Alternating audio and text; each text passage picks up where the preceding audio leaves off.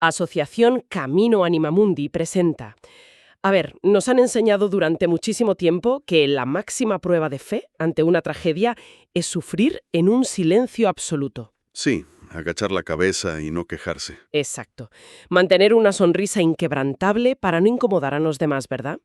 Pero, ¿y si gritar de pura desesperación fuera, en realidad, la forma más desnuda y auténtica de rezar? Damos la bienvenida a quienes nos escuchan a una nueva inmersión profunda. Hola, encantado de estar aquí para abordar este tema. Es que a menudo, cuando se habla de espiritualidad o de crecimiento interior, hay una tendencia casi instintiva a buscar soluciones de manual. Totalmente. Fórmulas mágicas. Eso es. Uno atraviesa una crisis brutal, busca un libro con 5 pasos claros, aplica una técnica y espera volver a estar en paz. Es como una especie de ingeniería del bienestar emocional. Como si la vida interior fuera una aplicación de móvil, ¿no? Tal cual. Una app que simplemente necesita una actualización de software cuando te da un error. Ya, y es una ilusión muy reconfortante. Esa necesidad de control nos tranquiliza un montón, porque nos hace creer que el misterio del dolor humano se puede domesticar, que el espíritu se puede gestionar como si fuera una hoja de cálculo perfectamente ordenada. Pero luego la vida real te empuja hacia ciertos territorios oscuros. Y de repente, pues toda esa estructura se viene abajo, esa aplicación de bienestar se cierra de golpe, Y te quedas sin herramientas. sin nada. Hoy tenemos sobre la mesa un cuadernillo fundamental que entra de lleno en esos territorios. Se titula Sufrimiento, enfermedad y muerte. Cruce, duelo, esperanza y acompañamiento en los umbrales de la fragilidad. Un texto denso pero necesario. Muy necesario. Y quiero dejar clarísimo desde este primer momento que la misión de la inmersión profunda de hoy no es ofrecer tiritas espirituales, ni consuelos baratos. No, desde luego que no. No vamos a dar discursos de crecimiento personal genérico. Vamos a explorar esos lugares exactos de la existencia donde las palabras vacías, los clichés y las frases hechas se desmoronan por completo, donde la espiritualidad queda expuesta en su verdad más absoluta. Y es vital establecer el tono adecuado para este viaje, porque la visión que presenta este texto de Camino Anima Mundi es ante todo una visión profundamente encarnada. ¿A qué te refieres exactamente con encarnada en este contexto? Pues con encarnada me refiero a que rechaza de plano cualquier intento de romantizar el dolor. No busca en absoluto degradar el cuerpo enfermo para ensalzar una especie de alma etérea separada de la realidad. O sea, nada de dualismos raros. Exacto. Ni muchísimo menos utiliza la fe como un tapón artificial para evitar que derramemos lágrimas. Propone algo mucho más radical. ¿El qué? Que en el corazón mismo de la fragilidad humana, Dios no está ausente. El Logos encarnado, el Verbo, atraviesa esos lugares oscuros desde dentro para que no quede encerrado sobre el absurdo puro. Vale, vamos a desgranar esto, porque el texto hace una ruptura brutal desde la primera página, obligándonos a plantearnos cómo debemos mirar verdaderamente el sufrimiento si nos negamos a edulcorarlo. Empieza fuerte, sí. Empieza afirmando de manera tajante que el sufrimiento no es un bien en sí mismo. O sea, la herida no es santa por el mero hecho de hacer sangrar. Claro, el dolor no es un objetivo. Para nada. El dolor te limita, te quiebra los ritmos biológicos, los sociales, a veces te desfigura físicamente y te deja literalmente sin palabras. A veces cierta religiosidad actúa como un filtro de redes sociales para las catástrofes. Una analogía muy buena. Se intenta poner un filtro cálido, una pátina de santidad al dolor, a menudo para justificar situaciones que son puramente injustas o para exigir a la gente una resignación prematura, que no molesten. Pero este texto arranca ese filtro de golpe. Lo arranca porque esa idealización del sufrimiento es, en el fondo, una violencia tremenda. Sutil, pero violencia al fin y al cabo contra quien sufre.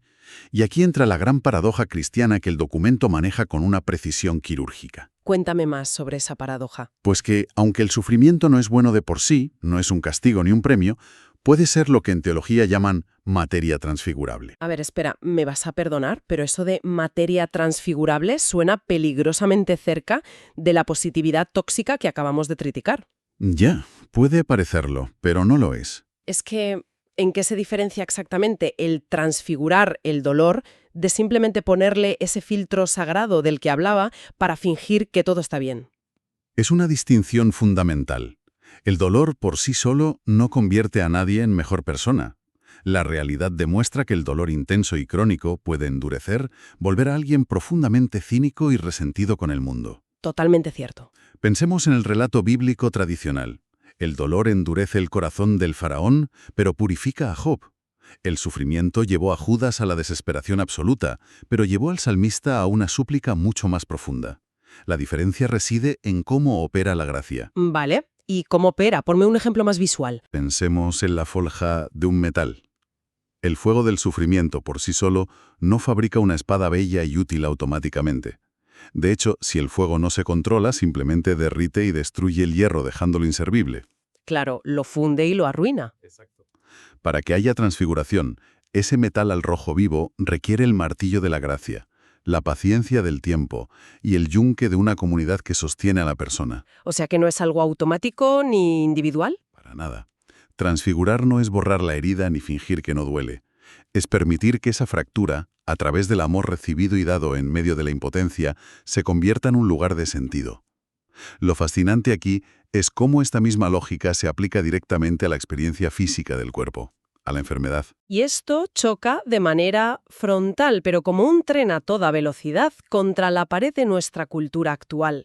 Vivimos en una sociedad occidental absolutamente obsesionada con el rendimiento extremo. El famoso biohacking y la eterna juventud. Eso es, la hiperfuncionalidad. Si tu cuerpo no produce, si no estás disponible para consumir o trabajar 24 horas al día, los 7 días de la semana, la sensación inmediata que la sociedad te inyecta es de vergüenza o de inutilidad profunda. Es que el cuerpo enfermo molesta. Molesta muchísimo, pierde su autonomía y se esconde detrás de biombos. Y tristemente, a veces ciertas espiritualidades mal entendidas favorecen esta ocultación sin darse cuenta. Valoran mucho más una supuesta claridad interior o una disponibilidad heroica por encima de la fragilidad concreta del cuerpo que decae. Como si el cuerpo fuera un estorbo para lo espiritual. Justo. Pero el texto nos recuerda algo fundamental de los evangelios que a menudo pasamos por alto. Cristo, en su vida pública, tocó constantemente cuerpos excluidos. Se dejó tocar por enfermos considerados impuros, por leprosos, por mujeres con hemorragias. Y resucitó con las llagas. Eso es lo más radical y definitivo. Resucitó llevando las llagas en su propio cuerpo glorificado. No las borró. Dios no siente ninguna fascinación por nuestra autosuficiencia corporal ni por nuestras fantasías de control biológico. Dios entra y hace su morada en la vulnerabilidad. Es que esa frase que dice el texto, el cuerpo enfermo no es un estorbo para Dios, me parece un salvavidas absoluto. Lo es, porque te quita un peso de encima brutal. Si analizamos lo que eso significa en la práctica, quiere decir que quien está en una cama de hospital no tiene que justificarse ante Dios, ni ante sus familiares. No tiene que estar produciendo enseñanzas heroicas de sabiduría desde la convalecencia. No tiene que ser el enfermo perfecto. Exacto. No tiene la obligación moral de mostrar una serenidad inquebrantable para demostrar que es buen creyente. Alguien puede estar profundamente irritado por la medicación, confuso, asustado por el pronóstico y seguir siendo un espacio plena y totalmente habitable por Dios. Completamente. La dignidad espiritual de una persona no se suspende temporalmente porque su sistema inmunológico falle o porque su cuerpo ya no pueda sostener los ritmos de antes. Te obliga a parar. Obliga, eso sí, a aprender otra forma de presencia en el mundo, una que acepta la dependencia. Nos recuerda que somos seres creados, frágiles y necesitados de los demás. Entonces, si el cuerpo enfermo no tiene que justificarse produciendo una serenidad perfecta, la pregunta que surge de forma natural es, ¿qué ocurre con la mente y el espíritu? ¿Cómo se articula la verdadera oración cuando el cuerpo y la esperanza fallan de esa manera? Es una pregunta clave en este punto. Porque, seamos sinceros, siempre se nos ha enseñado que el papel del buen creyente es aceptar pasivamente el designio divino, agachar la cabeza y ofrecer el dolor en el más absoluto silencio. De hecho, tengo la sensación de que gritarle a Dios se ha considerado históricamente casi una blasfemia, una falta de fe enorme. Y Camino o Anima Mundi desmonta esa idea por completo, pero no acudiendo a la psicología moderna, sino a la propia raíz bíblica. Exigirle a alguien que sufre que se ponga una máscara piadosa. Que finja que todo está bien. Sí, que calle su escándalo interior, su rabia y su miedo, para mantener un tono correcto ante la comunidad, es una forma de violencia religiosa. ¡Qué fuerte! Violencia religiosa. Lo es, porque aísla brutalmente al que sufre. Le prohíbe expresar su verdad. Si vamos a las Escrituras, vemos que la Biblia está llena de clamor y de protesta altisonante. Job protesta amargamente y exige un juicio con Dios. Los salmos, por ejemplo, están llenos de quejas. Constantemente. Los salmos gritan repetidamente «¿Hasta cuándo te olvidarás de mí?». Jeremías discute ásperamente. Y el propio Jesús no afronta su final con una sonrisa estoica. Suda sangre en el huerto de Getsemaní. Pide que pase de él ese cáliz. Y ora desde el abandono más desgarrador en la cruz, gritando «¿Por qué me has abandonado?». Pero a ver, aclárame esto. ¿Por qué ese grito no es una muestra de que la fe se ha roto por completo? Porque el clamor, el preguntar por qué o dónde estás, no es ausencia de fe, sino todo lo contrario. Es la forma más desnuda, pura y honesta de la fe. Ah, sí. ¿Cómo funciona eso? El mecanismo teológico y hasta psicológico es claro. Quien le grita a Dios, quien se enfada con él, lo hace porque en el fondo de su ser sigue asumiendo que Dios es bueno y que debería haber actuado. Claro, si no, no le reclamarías nada. Exacto. Sigue esperando algo de él. Quien le grita a Dios asume que hay alguien al otro lado escuchando. Sigue dirigiéndose a él, manteniendo el vínculo vivo a través del conflicto. Si no hubiera fe, habría una indiferencia gélida, un vacío, no habría grito. Aquí es donde se pone realmente interesante. Porque ese grito humano, ese conflicto del que hablas, nos lleva directamente a la cruz, que es el núcleo central de toda esta visión del cuadernillo.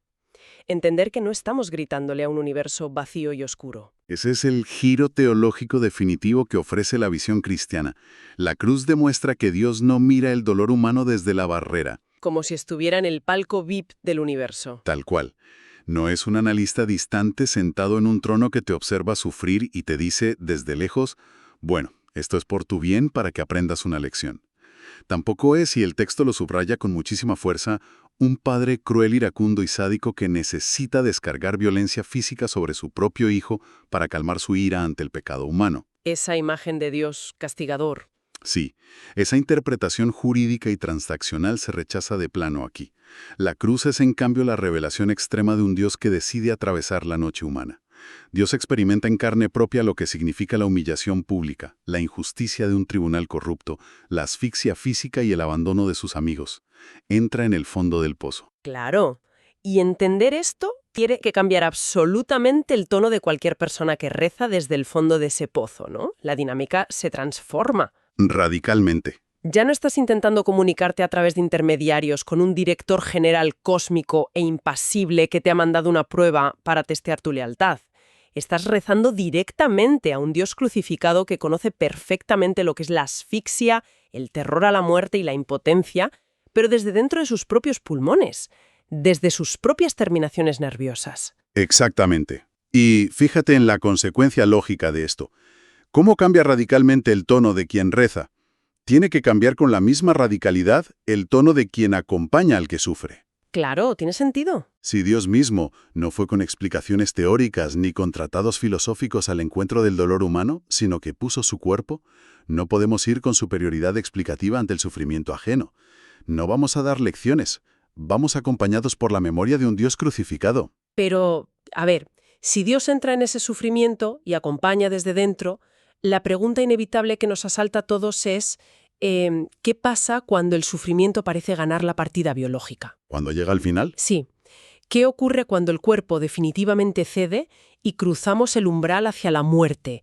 ¿Caduca esa presencia y esa solidaridad divina en el último latido del corazón? Es un tema delicado. La muerte es tratada en este cuadernillo manteniendo una tensión teológica finísima y muy realista. Por un lado, la define sin paños calientes como un verdadero escándalo. Un escándalo. Qué palabra tan rotunda. Sí, porque la muerte duele. Rasga los vínculos más profundos que hemos construido, interrumpe historias a la mitad y nos muestra nuestra impotencia más absoluta frente a la biología. El texto advierte muy seriamente contra la banalización de la muerte. Nada de frases hechas. Nada de usar frases condescendientes como «simplemente pasó a mejor vida» o «es solo un paso natural en el ciclo del universo». Como si fuera una película de Disney. Exacto. Para la fe cristiana original, la muerte es un enemigo. Pero por otro lado, manteniendo esa tensión, también se define como un umbral. Entiendo. Un umbral porque el acontecimiento de la resurrección impide que la muerte se quede con la soberanía total y definitiva de la historia humana. No tiene el punto y final del libro, por así decirlo. Así es, la muerte sigue siendo temible, sigue doliendo y sigue siendo un desgarro antinatural para seres creados para la eternidad. Pero gracias a que ha sido atravesada por el Logos, ya no es el dueño final del sentido de nuestra existencia. Ha perdido su aguijón venenoso absoluto. Y esto me lleva a reflexionar sobre lo que significa en la práctica clínica y espiritual morir cristianamente. Leyendo los apuntes, me quedó clarísimo que esto no se trata de una especie de técnica sagrada para apagar el miedo No, no es magia. o para forzar el estoicismo. No es presionar un botón para volverse inmune al pánico. Es un acto profundo de entrega. Es llegar al final y poder decir, de alguna manera, Padre, en tus manos encomiendo mi espíritu.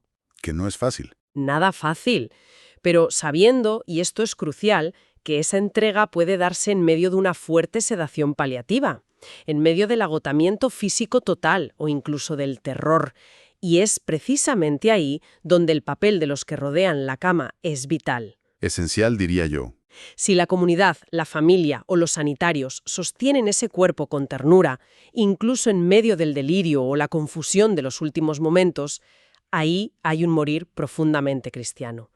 Porque el amor sigue presente. Y cuando ocurre ese final biológico, inevitablemente queda el inmenso vacío físico y emocional para los que se quedan, ¿no? En la sala de espera de la vida. El texto aborda el largo desierto del duelo de una manera exquisita. Lo define con mucha agudeza como una reeducación dolorosa del amor.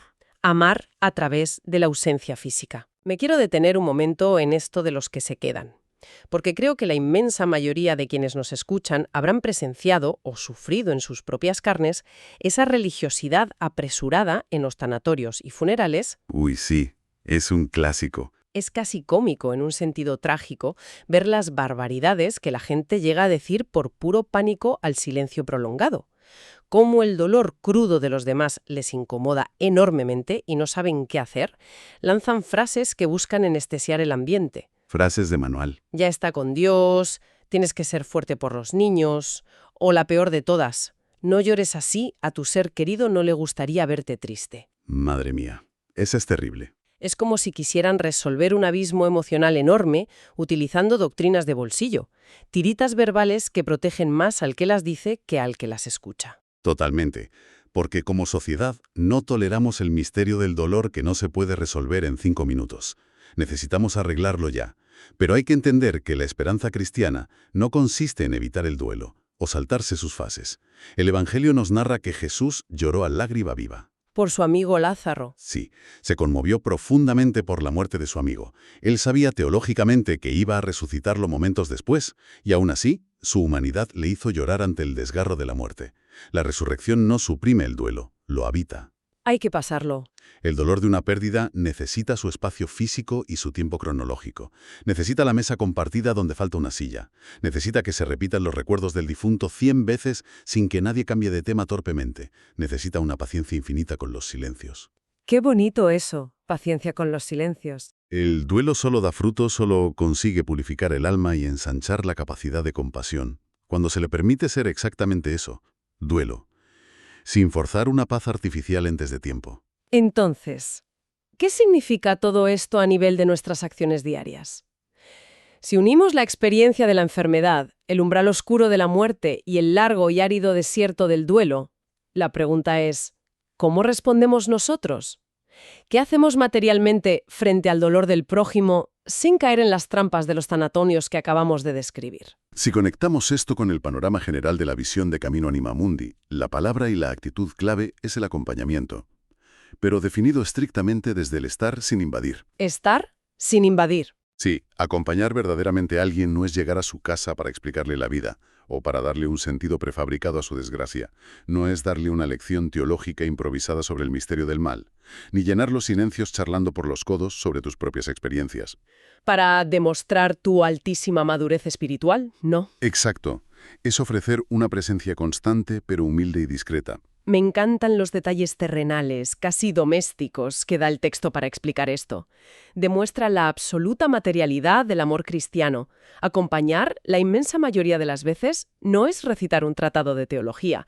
Acompañar es aparecer en la casa y preparar una sopa caliente porque la otra persona lleva 2 días sin comer. Gestos muy concretos. Es tomar entre las tuyas una mano que está fría en la sala del hospital. Es hacer una gestión práctica y aburridísima en el banco que esa persona, por la depresión del duelo, no tiene fuerzas para hacer. O lavar los platos, o simplemente sentarte en una silla de la habitación y mantener una permanencia callada. Pensaba en una analogía, mientras leía esa parte. A ver, cuéntame. Acompañar mal es como entrar en la casa de alguien que tiene una tubería reventada, el agua llegándole a las rodillas, los muebles destrozados, e intentar arreglarlo poniéndole tiritas de palabras vacías, diciendo desde la puerta, sin mojarte, bueno, todo pasa por algo, el Señor proveerá. Claro, desde la barrera. En cambio, acompañar bien es arremangarse, entrar en el agua fría, sentarse en el suelo inundado junto a la persona y asumir la cruda realidad de que su casa es un absoluto desastre ahora mismo. Es compartir el peso de ese misterio sin intentar apropiarte de su dolor con explicaciones rápidas. Es una analogía tremendamente certera, muy visual. Ilustra perfectamente el mecanismo del consuelo real. Y requiere una humildad inmensa asumir tu propia impotencia. Requiere aceptar que no eres el salvador personal de esa persona. Eres solo un acompañante. Eres simplemente un testigo, una mediación de humanidad que refleja la cercanía de Dios. El texto insiste mucho en que hay umbrales de dolor en la vida humana donde la delicadeza y el tacto importan muchísimo más que la brillantez intelectual. No todas las heridas del alma piden una profundidad teológica inmediata. A veces solo piden silencio. A veces, la fidelidad más alta y sagrada que podemos ofrecer es simplemente sostener la tensión del misterio del dolor sin intentar descifrarlo en voz alta. Madre mía, qué profundo. Estamos llegando ya al tramo final de nuestra inmersión profunda de hoy y creo que es el momento perfecto para hacer balance de todo lo que hemos removido. Si tuvieras que sintetizar lo que esta visión profunda de Camino Anima Mundi viene a sanar o a corregir en nuestra manera habitual y casi automática de entender todos estos procesos, ¿qué destacarías principalmente? Pues destacaría que esta mirada corrige simultáneamente varios extremos muy arraigados en nuestra mente moderna. Primero, corrige ese espiritualismo evasivo y desencarnado del que hablábamos, ese que cree, erróneamente, que tener mucha fe te hace una especie de superhéroe inmune al sufrimiento físico o mental. Que te pone un escudo protector. Eso no existe. Segundo, corrige un psicologismo puro y materialista que reduce procesos sagrados y misteriosos como el duelo a una simple lista de fases emocionales que hay que superar, olvidando la dimensión trascendente del misterio pascual. Claro, como si fuera solo un trámite psicológico. Exacto.